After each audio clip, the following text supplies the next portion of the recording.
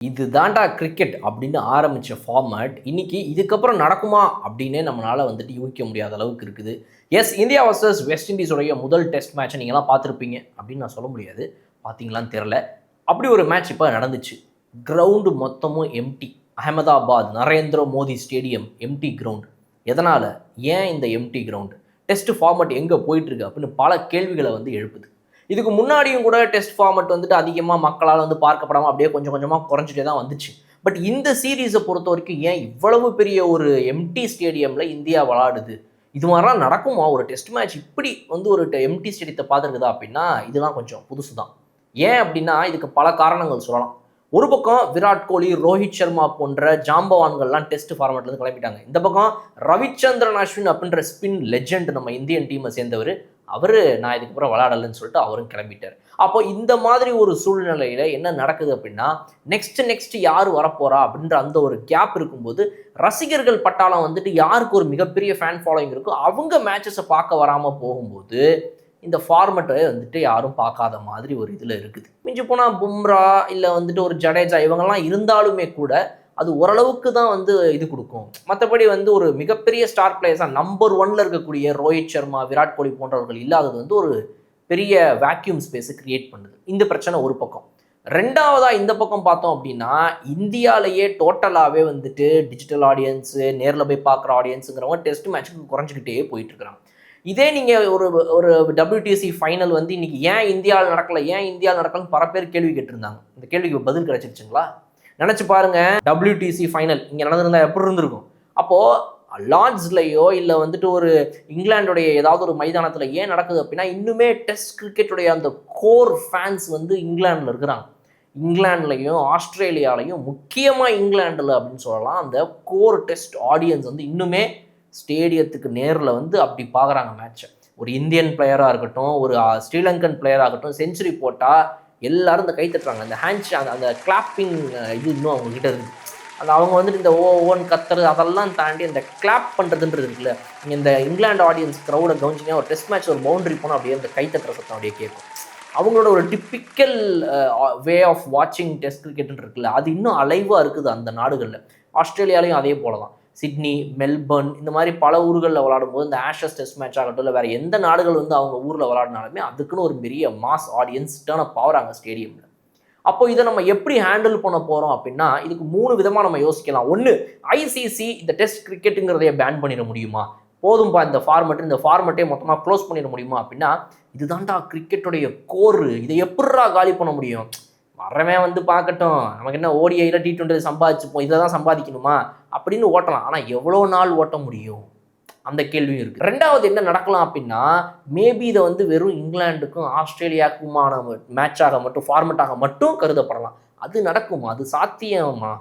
வந்து ஒரே இந்த 2 நாடுகளுக்கு மட்டும்தான்ப்பா இந்த ஃபார்மெட்டே நம்ம வைக்க முடியுமா?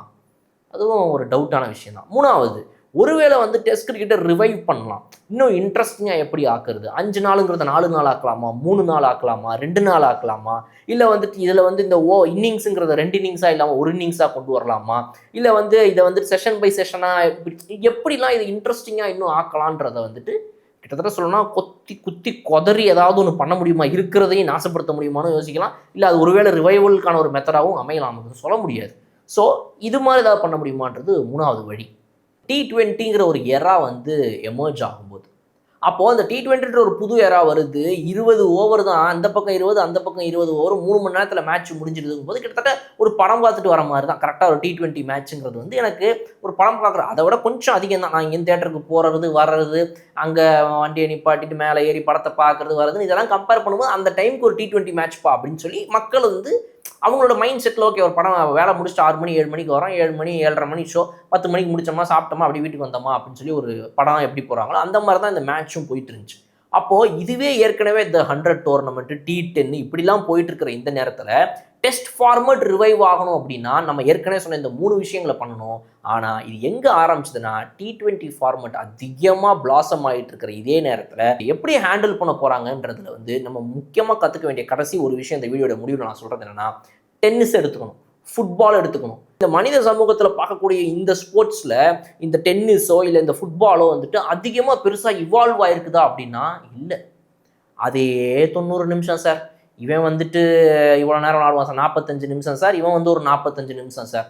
அப்புறம் வந்து 2 பேருக்கும் ஒரு எக்ஸ்ட்ரா டைம் கொடுப்போம் சார், ஒரு நிமிஷம் 1.5 நிமிஷம் இல்லை ஒரு 3 நிமிஷம் சார் இப்படின்னு போகும். அதிகபட்சம் வந்துட்டு 90 நிமிஷங்கிறது வந்துட்டு 120 நிமிஷங்களாக போகலாம் சார். எக்ஸ்ட்ரா டைம் இவனுக்கு ஒரு 5 நிமிஷம் அவனுக்கு ஒரு 5 நிமிஷம் கொடுத்தா 60 120 நிமிஷம் போகலாம் சார். இதுக்கு மேலே இங்கே வேலையே இல்லைங்க அப்படின்னு. அதாவது 2 மணி நேரம் கிட்டத்தட்ட வந்து நீங்கள் இப்போ ஒரு சீரீஸ் 2 எபிசோடு பார்க்குற கணக்கு, 1 மணி நேரம் பெரிய எபிசோடு, அதாவது பார்த்தீங்கன்னா 2 எபிசோடு பார்க்குற கணக்கு இல்லையா, ஒரு ஹாலிவுட் மூவி பார்க்குற கணக்கு, 2 hours உங்களோட அட்டென்ஷன் பண்ண. இப்படி தான் இந்த ஃபுட்பால் அப்போலேருந்து இப்போ வரைக்கும் இருக்குது. இது அவங்க பெருசாக ஏற்றவும் இல்லை இறக்கவும் இல்லை, தான் அங்கே இருக்கக்கூடிய ஒரு பெரிய ப்ளஸ் பாயிண்ட். இதே தான் டென்னிஸ்லையுமே. நீங்கள் டென்னிஸ் மேட்சஸ் பார்த்தீங்க அப்படின்னா வந்துட்டு இதே தான்ப்பா, 5 செட்டுப்பா, இப்படி போகும்பா அப்படி போகும்பா, என்னதான்ப்பா 40 பாயிண்ட்டுப்பா, டியூஸுப்பா, அட்வான்ஸுப்பா, செட்டு அவனுக்கு தான் கேம், ஓகே நெக்ஸ்ட்டு, இப்படியே தான் விளையாடிட்டு இருக்கிறாங்க. இதில் ஒன்றும் பெரிய டிஃப்ரென்ஸ்லாம் கிடையாது.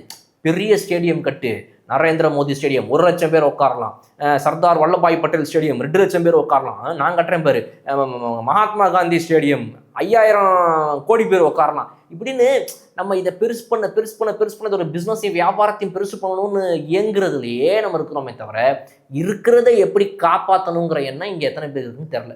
ஏடா நான் ஐசிசி பிரசிடென்ட்டாவோ பிசிசிஐ பிரசிடென்ட்டாவோ ஆஸ்திரேலியா இங்கிலாந்துக்கு பிரசிடென்ட்டாக இருக்கிற வரைக்கும் நம்ம போர்டுங்கெல்லாம் சேர்ந்து நம்ம எப்படி சம்பாதிக்க முடியும், சொத்து சேர்க்க முடியுன்றதான் எல்லாம் யோசிக்கிறாங்களே தவிர ஒரு கிரிக்கெட்டுங்கிற ஒரு ஆர்ட், ஒரு ஸ்போர்ட், இதை எப்படி பாதுகாக்கணும், இந்த பொறுப்பில் இருக்கிற நமக்கெல்லாம் வந்துட்டு வெறும் இது மூலமாக காசு சம்பாதிக்கிறது, மேட்சை நடத்துறது, அதுலேருந்து ஒரு துட்டை வச்சு வீடு வாசல் வாங்குறது மட்டும் கிடையாது. இது ஒரு ஸ்போர்ட்.